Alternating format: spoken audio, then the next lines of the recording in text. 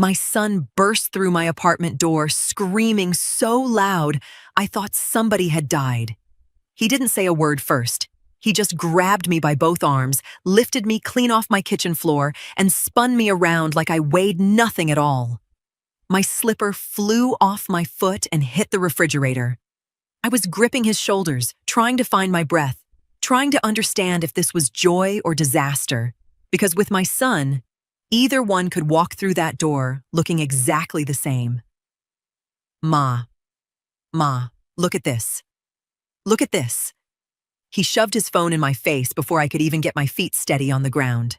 A screen full of numbers, a confirmation code, the words Georgia Lottery sitting at the top like they belonged there, like they hadn't just rearranged my entire evening. $5 million. I want to tell you my first feeling was happiness. It wasn't. My first feeling was fear, sharp and immediate, the kind that sits low in your stomach before your mind even catches up to why. My name is Odalis Treadwell. I'm 63 years old, and I have lived long enough to know that money doesn't just bless a family. It tests one. It finds every crack that was already there, and it pries it wide open. And I have buried too many relationships to pretend I don't know that truth in my bones. I sat my son down at my kitchen table. Same table I taught him his times tables on. Same table where I once told him his daddy wasn't coming back home. Amos didn't play like this, I said, quiet. You're sure this is real? It's real, Ma. I checked it 4 times. I looked at his face, still lit up, still shining, still a little boy who ran to his mother before he ran to anybody else in this world. And I made a decision right there that I knew I couldn't take back once I said it out loud. You cannot tell your father about this. And you cannot tell Junie either. Not one word. Not tonight, not this week, not until I say different. The joy dropped clean off his face like I'd slapped it there myself. Ma, that's my wife. I know who she is. And that's my daddy. You want me to hide $5 million from my own daddy? I want you to listen to me, I said. And I didn't raise my voice, because I never have needed to. For once in your life, Amos, do this my way before you do it your way. He sat back in that chair like the air had gone out of him. I watched him turn it over in his mind, watched him want to argue and swallow it instead, because some part of him, the part that trusts me even when he resents me, already knew I wasn't asking for nothing. Before he left that night, I held his face in my hands the way I did when he was 7 years old and scared of thunderstorms. Real quick, what time are y'all usually tuning in for these? Drop it below. I want to see. He almost smiled at that. Almost.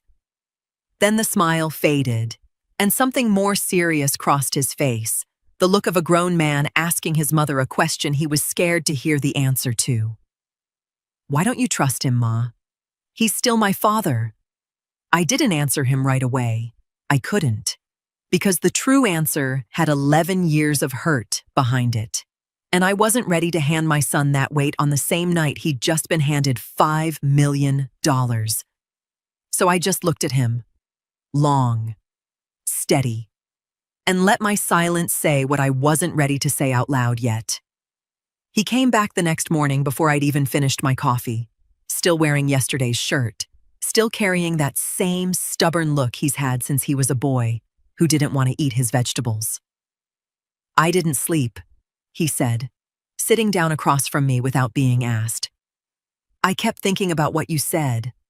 Ma, that's not fair. You can't just tell me not to trust my own daddy and not tell me why. I set my cup down slow. You want to know why? I deserve to know why.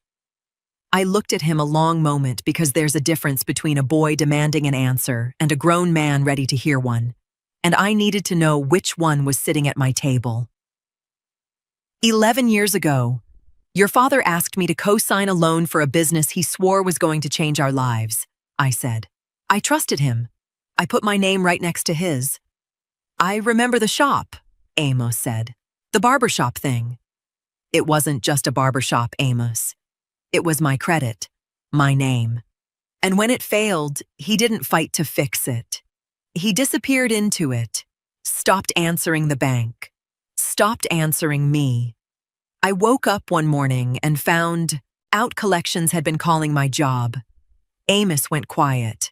I watched something shift behind his eyes, something that wasn't ready to argue anymore. Why didn't you ever tell me all that? Because you were 17, and a boy doesn't need to carry his mother's shame while he's still trying to become a man. I wrapped both hands around my cup, more to steady myself than to warm them. It took me 6 years to fix that credit, Amos.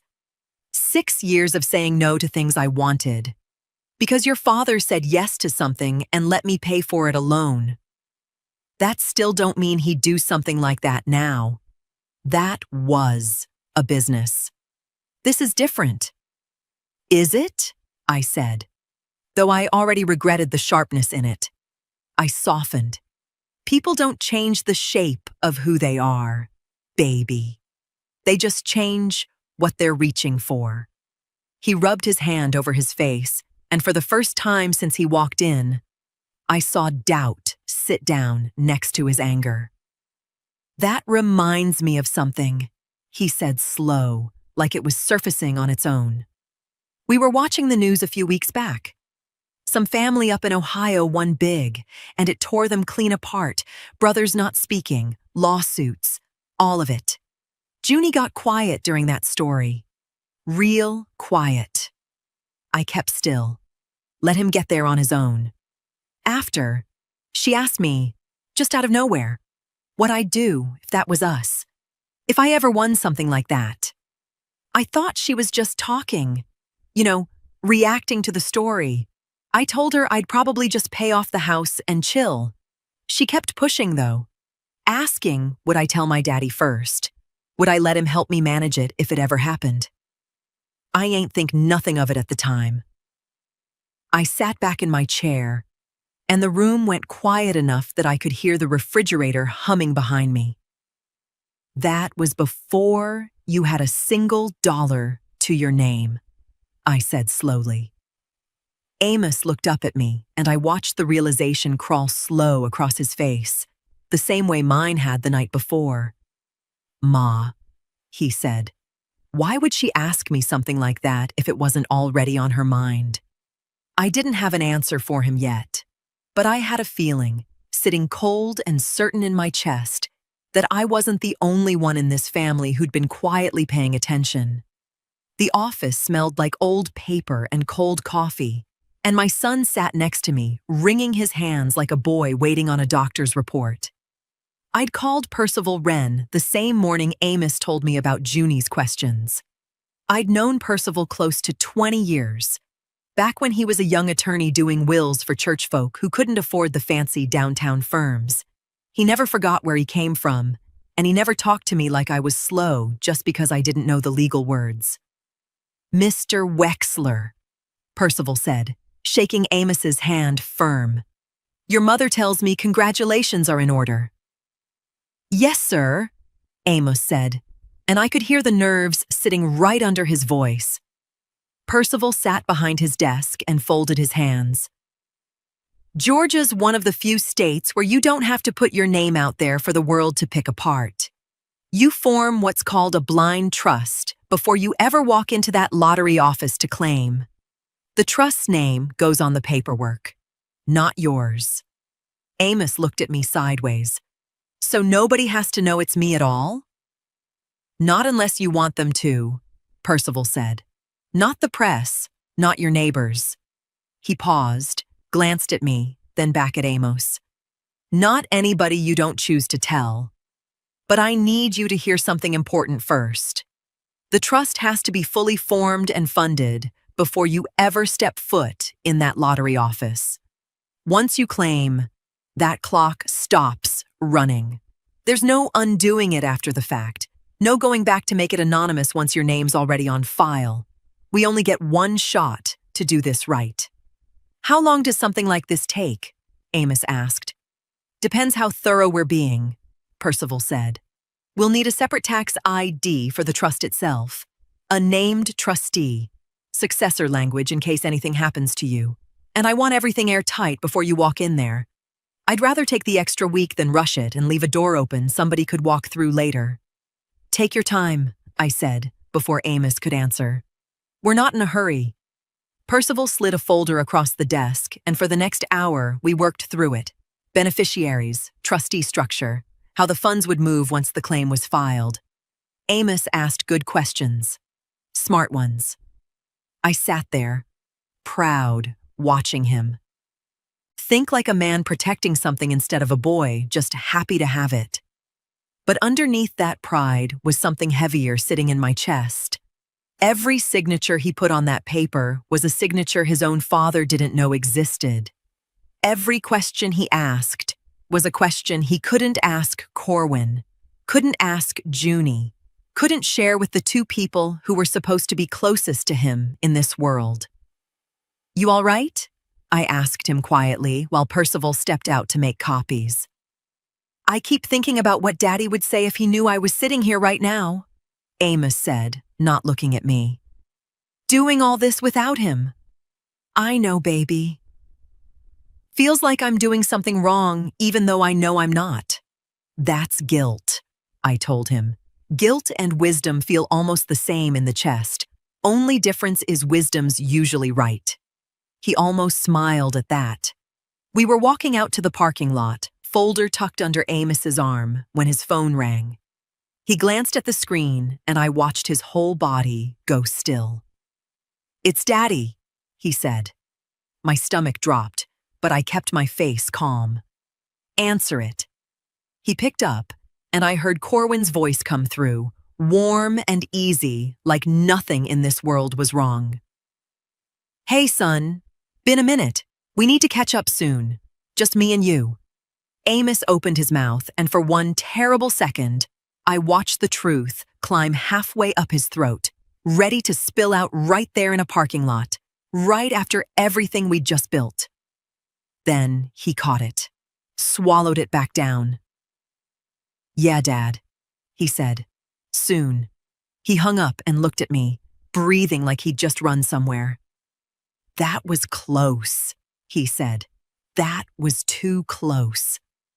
Zora's school gymnasium was packed with folding chairs and proud parents, and I sat near the back row where I could see everybody without anybody paying me too much mind. It was her spring program, the kind where 6-year-olds stand on risers and mumble half the words to a song about friendship while their families film every second like it's a Broadway debut. I wouldn't have missed it for anything. That baby girl is the one part of this family that's never once complicated my heart. Amos sat 2 rows up with Junie beside him, and Corwin came in a few minutes after the lights dimmed, sliding into a seat near the aisle. I watched him settle in, watched Junie glance back once and give him the smallest nod, the kind you give a stranger you're being polite to. I noticed that. I always notice things like that. After the program, we all gathered outside the gym doors while Zora ran up in her little costume, cheeks flushed, asking everybody if they saw her wave during the second song. Everybody had. Everybody made sure to say so twice. You did wonderful, baby, Junie told her, crouching down to fix a strand of hair that had come loose. Corwin stood a few feet off, hands in his pockets, watching his granddaughter with a softness that looked real enough. She gets that stage presence from somewhere, he said, mostly to Amos. Wasn't from me. Wasn't from me either, Amos said, and everybody laughed, even Junie, though hers came out thin. I watched Corwin and Junie exchange maybe 4 sentences that whole evening, and every one of them landed clipped and careful, like 2 people reading from a script they'd rather not be performing in front of family. When Corwin complimented her on Zora's dress, Junie said, "Thank you," without looking at him, already turning to zip up Zora's jacket. When Junie asked if he'd eaten dinner yet, Corwin said he was fine, in a tone that closed the door on any follow-up. Looking back, There was something almost too consistent about it. The same careful distance every single time they were in a room, with Amos or me watching, never varying, never slipping. At the time, I read it as two people who simply didn't care for each other. It never once occurred to me that keeping that distance so exact, so reliable, might itself be a kind of discipline. "Those two have never gotten along," Amos murmured to me while Junie buckled Zora into her booster seat. "Ever since the wedding. I think Daddy thinks she's a little much, and she thinks he's a little too involved." "Involved how?" I asked, careful to keep my voice light. "You know, opinions. Advice nobody asked for." Amos shrugged. "But hey, at least I don't have to worry about them ganging up on me about anything." I said nothing to that. I only smiled the smile a mother gives when she doesn't want her face to say what her mind is thinking.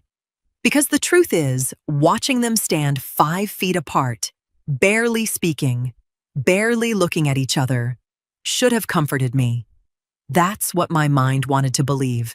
And for one evening, standing outside that gymnasium with my granddaughter's laughter ringing in my ears, I let myself believe it too. It was Corwin who broke the small quiet as we all walked toward the parking lot. "Junie, it's on my way tonight," he said, keys already in his hand. "Let me run you and Zora home so Amos doesn't have to double back after he drops his mama." Junie hesitated only a second. "That works, actually." Amos didn't think twice about it. Neither did I. It was such a small thing, barely worth mentioning. I think about that moment more than almost any other now. Percival called on a Tuesday afternoon, and I knew from the first word out of his mouth that it was good news, because that man has never once wasted a greeting on bad ones. "It's done," he said. "Filed, processed, and the claim's been paid out to the trust. Far as the state of Georgia's concerned, there's no name attached to that money except the one we created for it." I sat down slow at my kitchen table, the same table that had carried every heavy conversation this family had needed in the last month, and let out a breath I felt like I'd been holding since the night Amos walked through my door dancing. "Thank you, Percival." "Thank your son." He asked sharper questions than half the grown men twice his age I've sat across from. I called Amos the second I hung up, and I heard him let out a sound over the phone that wasn't quite a laugh and wasn't quite a cry, just relief finding its way out however it could. "It's really done, Ma." "It's really done, baby. I ain't gotta worry about somebody taking it or the state making my name public or none of that. Not unless you go and tell them yourself." He laughed for real that time, and it was good to hear, because that boy had been carrying a weight on his shoulders for weeks that no 20-something ought to carry alone. We talked another few minutes about nothing important, Zora's next school thing, whether I wanted to come by Sunday for dinner.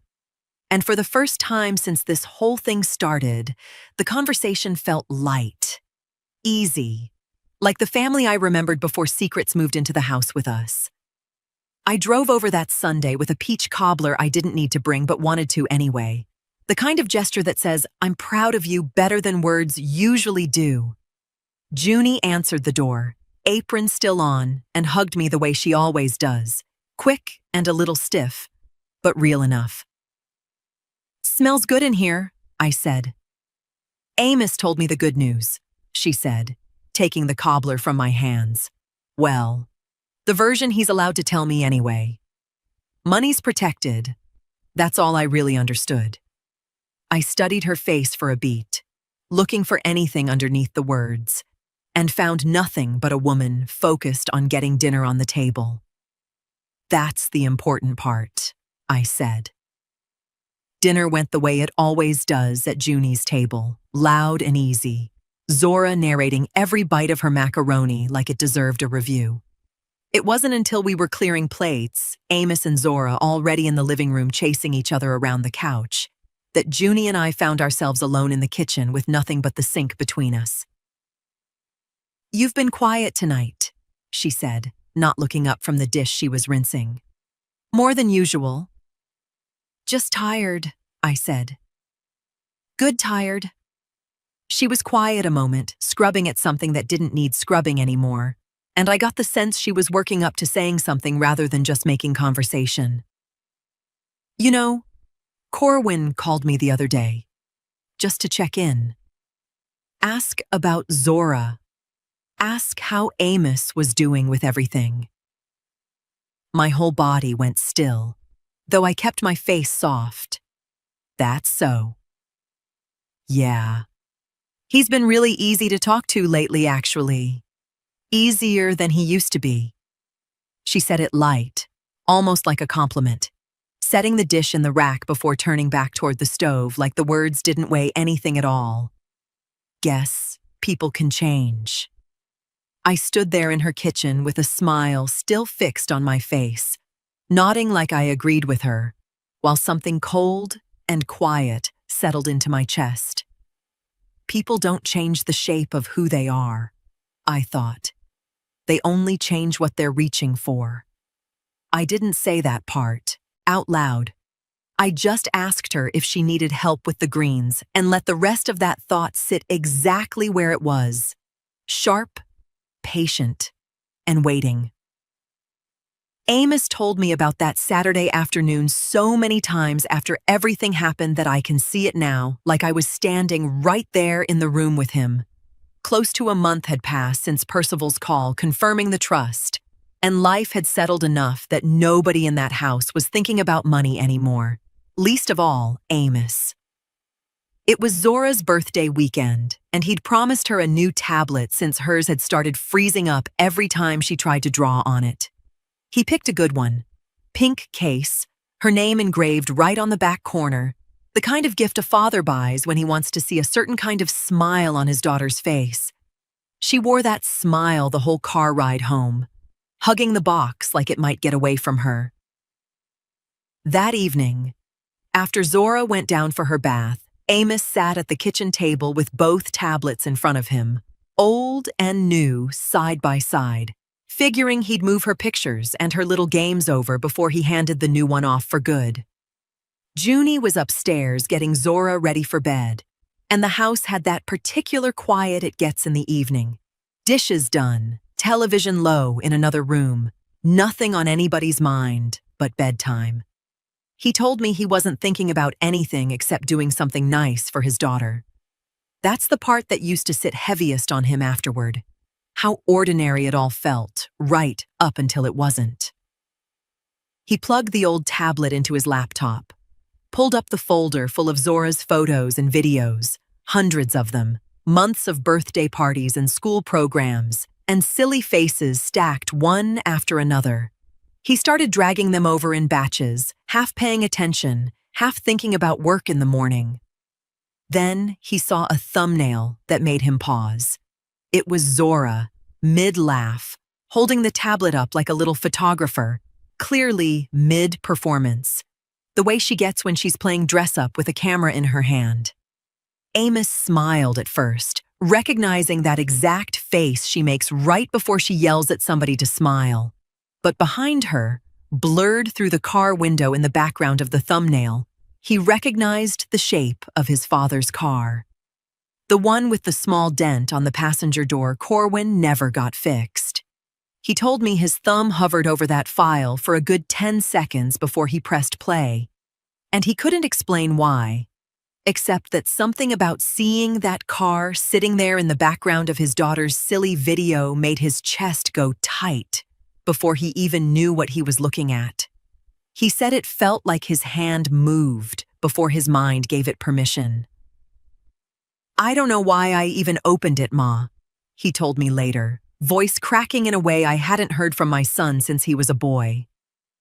"I could have just kept dragging files. I could have never seen it." But he did open it. And once he did, there was no folder, no tablet, no birthday, no ordinary Saturday evening left standing behind it. Just his daughter's small voice, bright and unaware, calling out from somewhere behind that camera. "Mom, say cheese! Grandpa, say cheese!" And underneath her laughter, two voices he knew better than his own, saying something that didn't belong anywhere near his little girl's birthday footage at all. Amos said the video started innocent enough that it almost lulled him. Zora's voice came through first, bright and bossy, the way she gets when she's playing director. "Mom, say cheese!" A little laugh. The camera wobbled, found Junie's face for half a second, caught her smiling on command before it drifted again toward the front seat. "Grandpa, say cheese!" Corwin's voice, easy, amused. "Cheese? Baby girl?" For a few seconds, it was just that. A little girl playing with a new toy in the back seat. Two adults humoring her. Sunlight moving across the windshield. Amos said he almost smiled watching it, already halfway to closing the file, when the camera drifted again and caught something it wasn't supposed to. Junie's voice, lower now, not meant for a 6-year-old's microphone. "I'm tired of being the one who has to ask, Corwin, every single time, like I'm begging." A pause. Zora's voice again, distant, distracted with something in her lap. "Mom, one more. 1 second, baby." Junie's tone shifted back bright for her daughter, then dropped again the moment the camera lowered. "You don't understand what it's like. Always having to bring it up like I'm asking for a favor." "You won't have to ask like that anymore," Corwin said, quiet, controlled. "Not once it's real money. Let me handle how it's brought up. That part doesn't need to be you." "You say that every time." "This time it's different. This time there's actually something to work with." Zora's laughter cut back through, oblivious. "Grandpa, look this way. Say cheese again." "Cheese," Corwin said, voice sliding instantly back into warmth, like a door closing on a room nobody was supposed to see into. The video ended there. 19 seconds. Amos told me he sat frozen in his kitchen chair for a long moment after the screen went dark, staring at his own reflection in it instead of anything he'd just heard. He said his hands went cold first, then his chest. He played it again. Then a third time, headphones in now, like the words might rearrange themselves into something less than what they were if he just listened close enough. They didn't. He couldn't tell you exactly what he'd witnessed. That was the part that scared him most, he told me later. Not a confession, not a confirmed plan, just two people he loved circling something they clearly both understood, and he didn't. Once, it's real money. Let me handle how it's brought up. Something to work with. Tired of being the one who has to ask. Ask for what? Handle what? Real money. Meaning what hadn't been real yet, meaning something they'd been discussing before it existed at all. He said Junie's voice upstairs, calling down that Zora was ready for her bedtime story, sounded like it was coming from somewhere very far away. He didn't go up right then. He sat in that kitchen another 10 minutes, phone in his hand, thumb hovering over my name in his contacts, the same way it had hovered over that video thumbnail an hour before. When I picked up, I could hear something in his breathing before he said a single word. Ma. His voice was small, unsteady. Nothing like the man who'd sat across a lawyer's desk asking sharp questions 3 weeks earlier. I don't even know what I just heard. I sat up straight in my chair. Amos, what's going on? But I know it wasn't nothing, he said. Ma, it wasn't nothing. He was at my door within the hour, laptop bag over his shoulder, eyes red in a way that told me he hadn't cried yet, but was close to it. Sit down, I told him, before he could even get a word out. Not there to fall apart, there to think. He looked at me like I'd asked him to do the impossible. Maybe I had. But I've learned something in 63 years of living. Grief left to run wild will burn a house down before it tells you anything useful. Grief that's been given a job to do will hand you the truth instead. I want to call him right now, Ma, Amos said, sitting but not settling. I want to drive over there and play that video and watch his face when he hears it. And say what? You don't even know what you heard yet. I heard enough. You heard a feeling, I said. Feelings don't hold up. Facts do. You go over there swinging on a feeling, he'll talk circles around you before you finish your first sentence, and you'll walk out the one who looks unstable. I've watched that man talk his way out of tighter corners than this. That settled him some. Not all the way, but some. So what do? We look at what you already have, I said, not what you'd have to go digging for. What's already yours? We started with old bank statements first, thinking maybe there'd be some payment, some transfer between Corwin and Junie that would explain things plainly. We spent close to an hour on that. Amos cross-referencing dates against the video, against the 2-year mark, against anything that might line up. Nothing did. No unusual transfers, no shared accounts, nothing that connected them financially at all. I watched Amos's shoulders drop with each closed tab, another hour spent chasing a thread that led nowhere. Maybe there's nothing there, he said, frustrated. Maybe it really is just talk. Maybe, I said. Keep looking anyway. We moved to the family cloud album next, the one that auto-saved every photo from every phone in that household going back years. Amos scrolled slow while I sat beside him, and what used to look like an ordinary family archive started rearranging itself in front of us.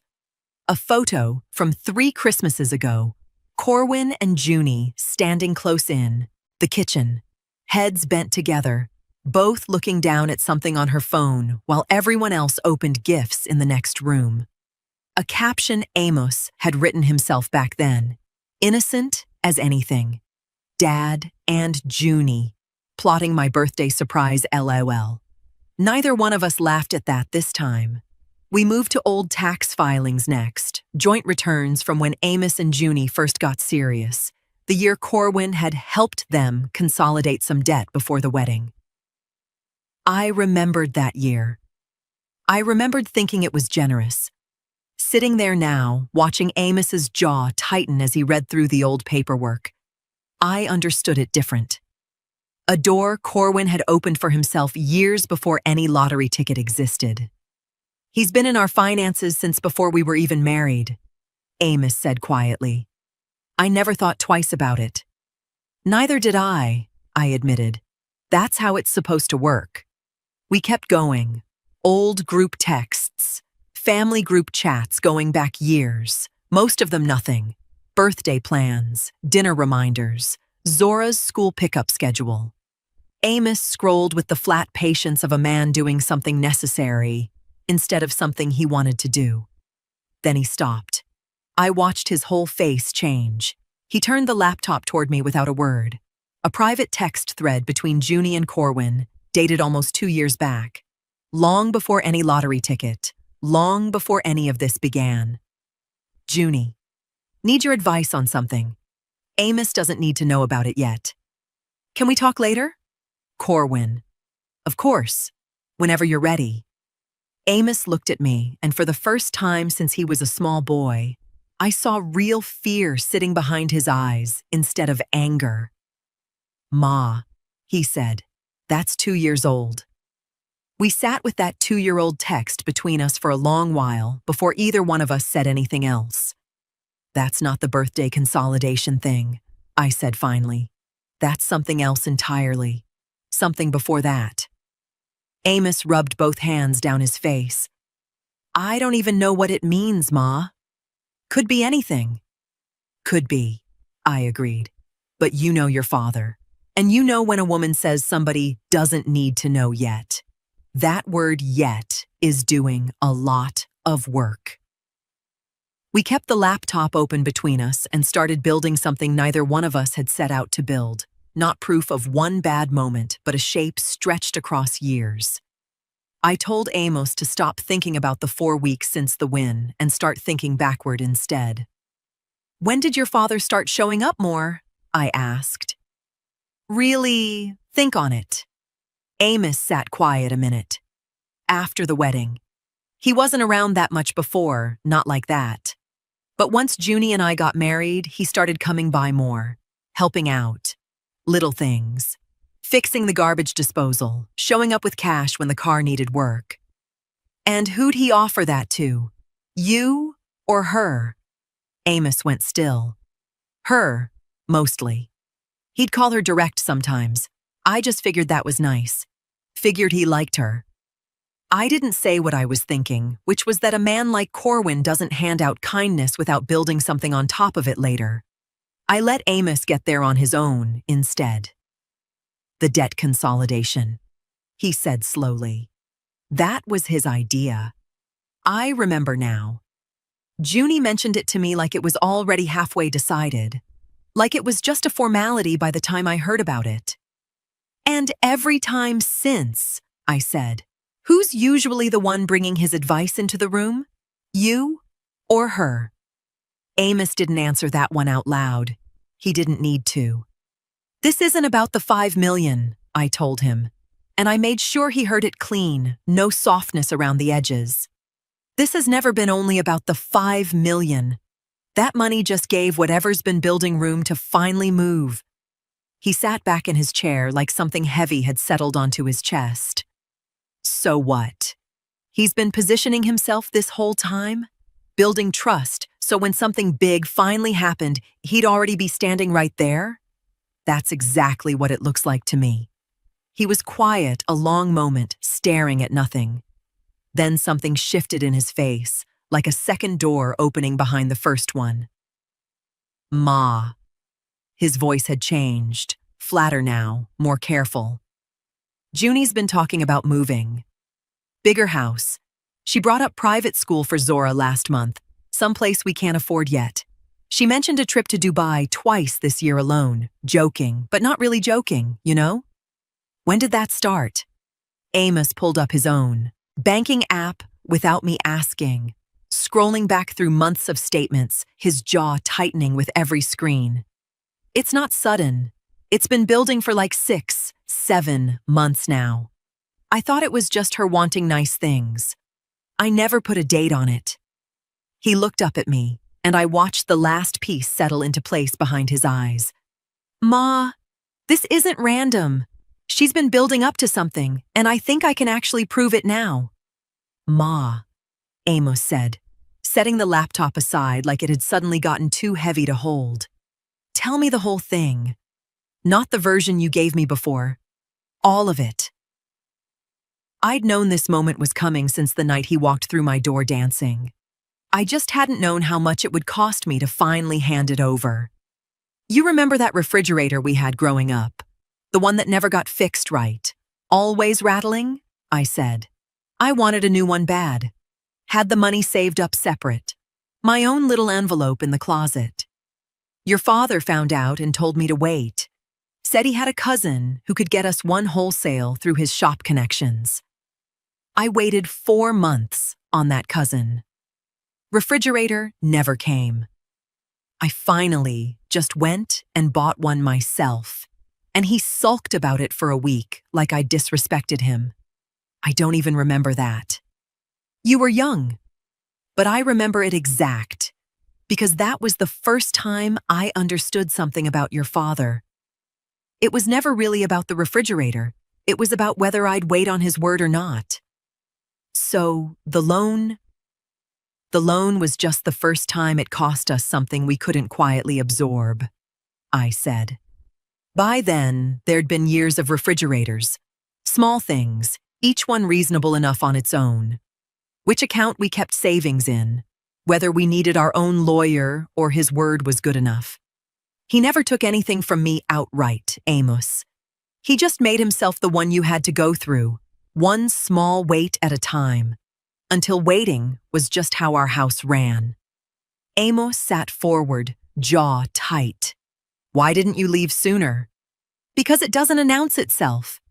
It's not a man snatching a woman's purse. It's 100 small moments that each feel reasonable enough on their own. Until one day, you look up, and you don't recognize the shape of your own life anymore. I looked at him steady. That's not history repeating with a loan this time. That's history repeating with a trust. He went very still. He's not trying to take the 5 million from you outright, I said. That's not his style, never has been. He's trying to become the person you can't make a decision about it without. Advisor, trustee. Whatever word gets used, don't matter. And Junie's helping him get there. Junie's being used to get him there, I said carefully. There's a difference, and you're going to need to hold on to that difference before this is finished, even if it doesn't feel like it right now.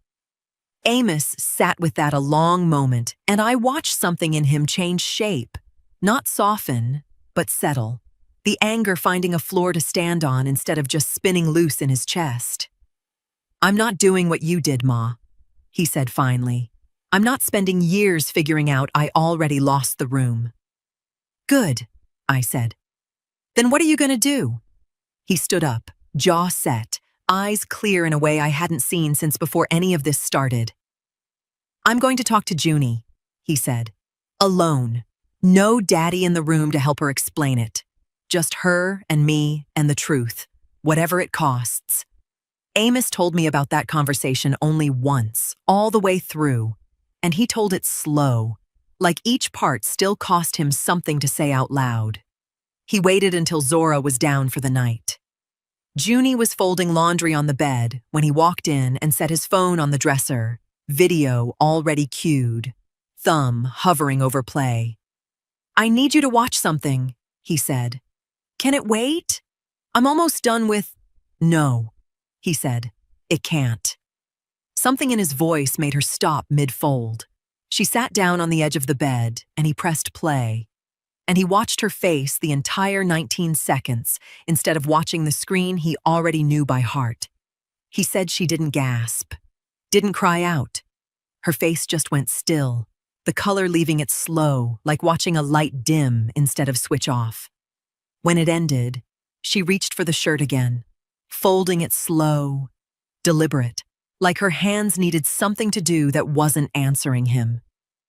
That's not what it sounds like, she said. That's just, you know how your father talks. He talks like that about everything. Junie. I'm serious, Amos. That's just him being him. How long? He said instead, cutting through it. Not a question, really. A demand wearing a question's shape. I don't even remember when that was recorded. How long, Junie? She stopped folding, set the shirt down in her lap, smoothing it flat with both hands like it needed her attention more than he did. And for a moment, she just sat there, caught between the version she wanted to give him and the one she owed him. A while, she finally said.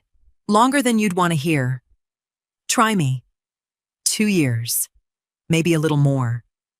Her voice was steady now, but her hands weren't. It wasn't what you think. Not at first. It wasn't, let's plan something. It was just… He listened, Amos.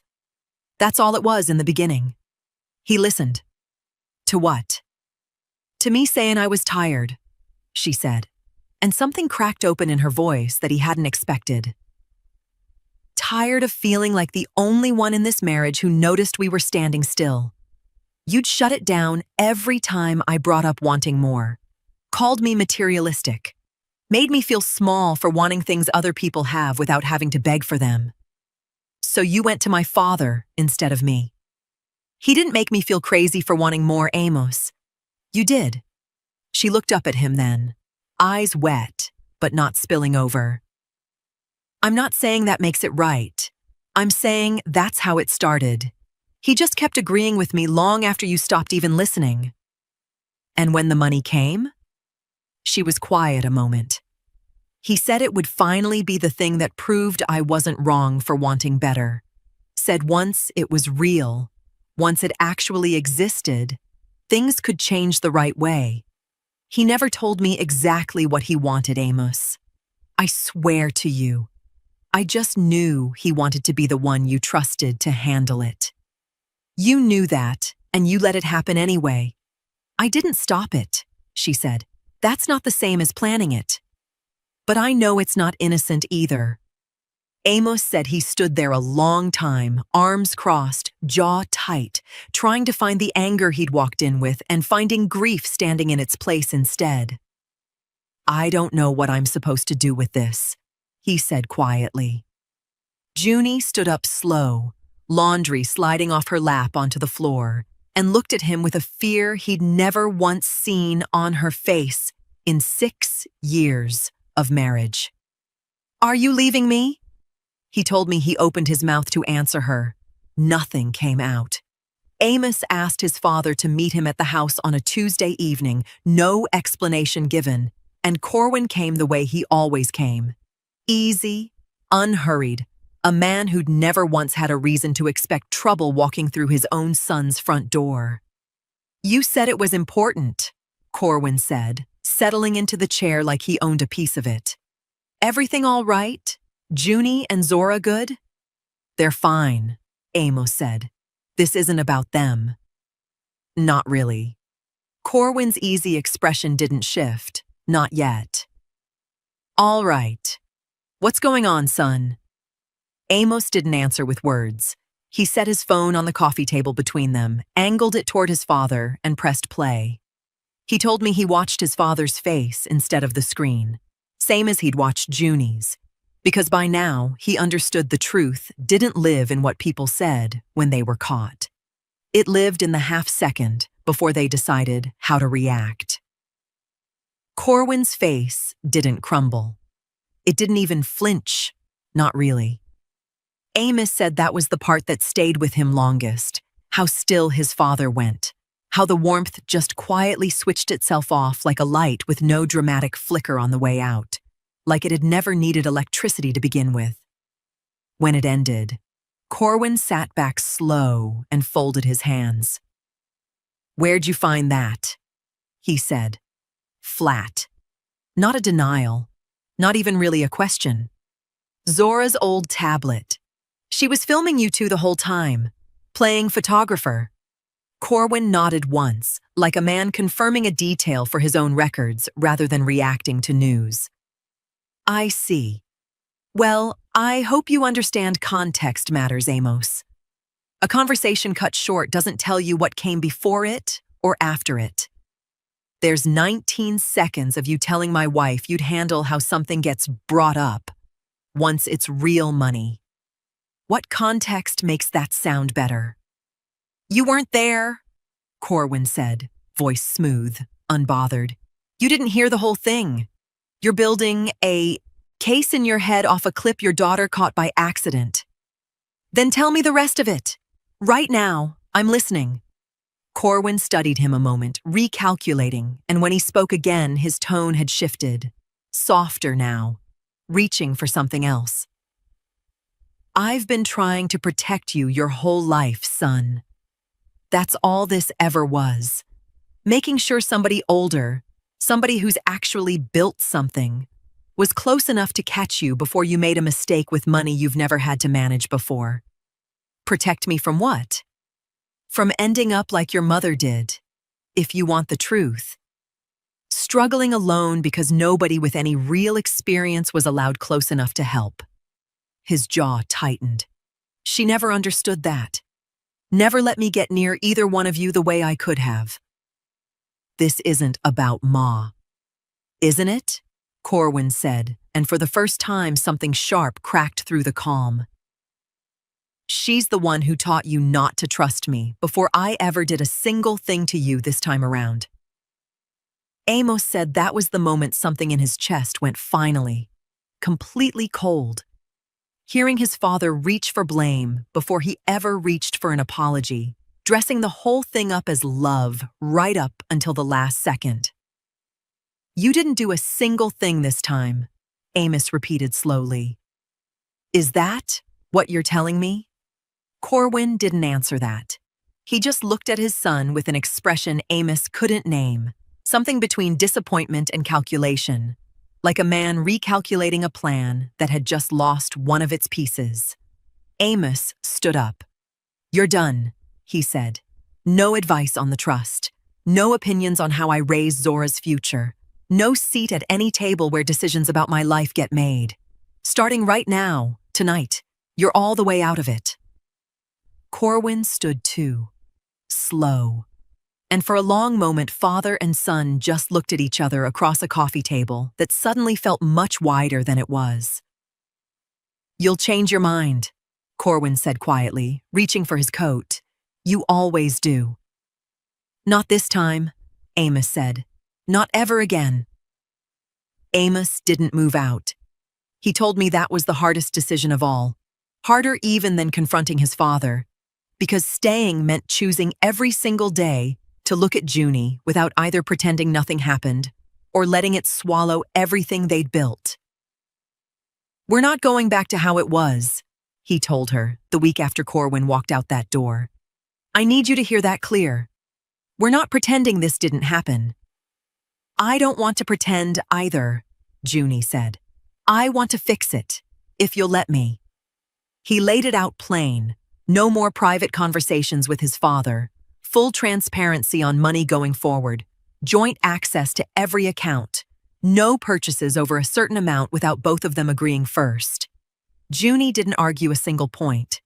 She said she understood. Said she wanted the boundaries as much as he needed them. Maybe more. It held for about 3 weeks before it got tested for real. Amos found a charge on the joint card he didn't recognize. $400. A boutique downtown, dated 2 days earlier. He told me his stomach dropped before his mind even caught up. Old fear moving faster than reason. He didn't accuse her. He'd learned that much at least. He just asked, flat and even, the way I'd taught him to ask questions that actually got answers instead of arguments. What's this charge from Tuesday? Junie's face went tight, caught. And for one terrible second, Amos said he thought the whole thing was starting all over again. It's Zora's dance recital costume, she said. The one they needed early for fittings. I meant to tell you, and then I just forgot. I got busy, and it slipped. You forgot to mention a $400 charge. I know how that sounds right now, Junie said, and she didn't get defensive, which he said surprised him more than anything else that week. I know exactly how that sounds, given everything. I should have texted you the second I paid for it. I wasn't hiding it, Amos. I just wasn't thinking the way I need to be thinking now. That's on me. He said he sat with that a long moment, turning it over, deciding whether to believe her.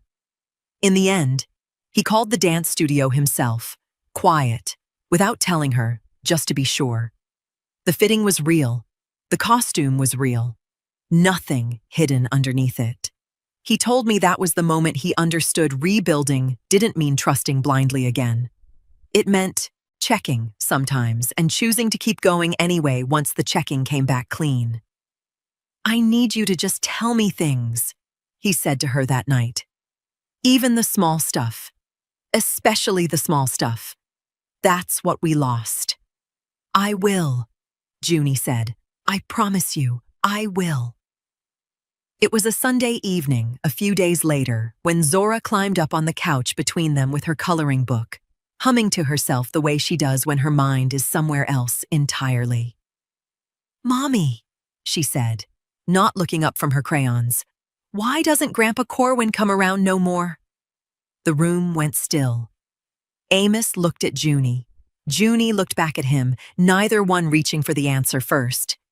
He's just busy, baby, Amos finally said. Careful, gentle. Real busy lately. Zora nodded slow, accepting it the way children do, already half back inside her coloring book. But Amos told me he caught Junie's eyes over their daughter's head, and neither one of them believed the answer they'd just given her. Not for 1 second. Amos called Percival himself this time. Didn't come through me first, didn't ask me to make the appointment or sit in the waiting room while he worked up his nerve. He told me after the fact, almost like he wanted me to notice that detail on my own. I need to change some things about the trust, he told Percival, sitting across that same desk where it all started months before. Permanently, Percival pulled the file, settled his glasses on his nose. Tell me what you're thinking. I want every mention of advisory input removed. No provisions for outside financial guidance from anyone outside myself and whoever I name directly. I want it airtight. I don't want a door left open that somebody could argue their way through later, even by accident. You thinking of someone specific? My father, Amos said, plain, no hesitation. I need him locked out of every version of this, now and in the future. If something happens to me, I don't want him anywhere near decisions about Zora's inheritance either. Percival didn't ask why. He'd known Corwin's history nearly as long as he'd known mine, and some things a good attorney understands without needing the whole story spelled out twice. We can do that, Percival said. Name a successor trustee instead. Somebody you trust completely, in case anything happens down the line. Corporate trustee's an option too, if you want distance from family altogether. A bank handles it.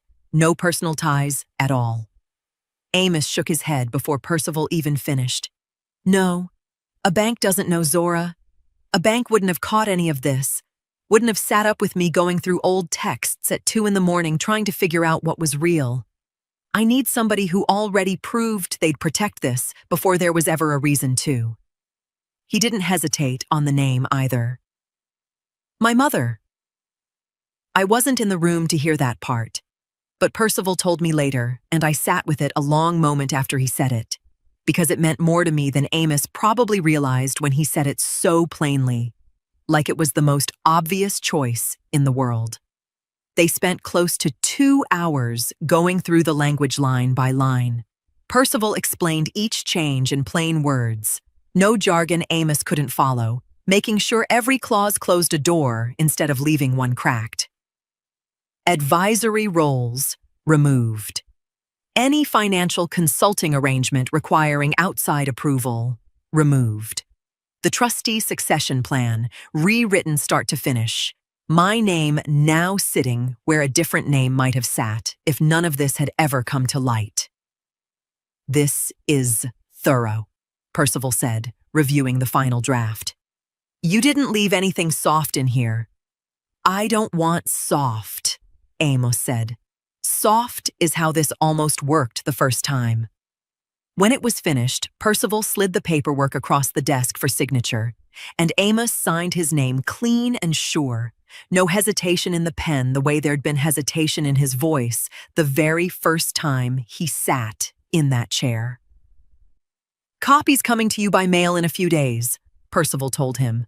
Official once it's filed. Amos thanked him, shook his hand, and walked out into the parking lot a different man than the one who'd walked in months earlier, clutching a lottery confirmation and shaking with disbelief. The envelope arrived at my apartment on a Thursday afternoon, plain and unremarkable, the kind of mail you almost overlook sorting through bills. I opened it standing right there at my kitchen counter and read through the pages, slow, every clause, every name, every door Amos had closed on his own, without needing me to stand behind him, closing it for him. My name, sitting where it needed to sit. Corwin's name, absent from every page. I set the papers down on that same kitchen table where this whole thing started, and for the first time in months, I let my shoulders drop all the way down, let a breath leave me slow and complete, the kind of breath a woman only gets to take once she knows, truly knows, that the thing she loves most in this world is finally, fully safe. It was a year to the week since that tablet had upended everything, and Zora's birthday party filled my son's backyard with balloons and folding tables, and more noise than that house had probably heard in months. I sat under the shade of the big oak tree, watching my family move through it. Whole, in a way I hadn't let myself hope for back when this all started. Junie came and sat beside me for a while, handing me a plate of food I hadn't asked for but was glad to have. We didn't talk about any of it. We never really needed to anymore, not out loud. Some understandings just live quiet between two women who've been through something together, even from opposite sides of it. "Thank you," she said instead, watching Zora chase Bubbles across the grass, "for not giving up on us. On him." "Wasn't my place to give up on you?" I said. "That was always his choice to make." She smiled at that, small and real, and went back to watching her daughter.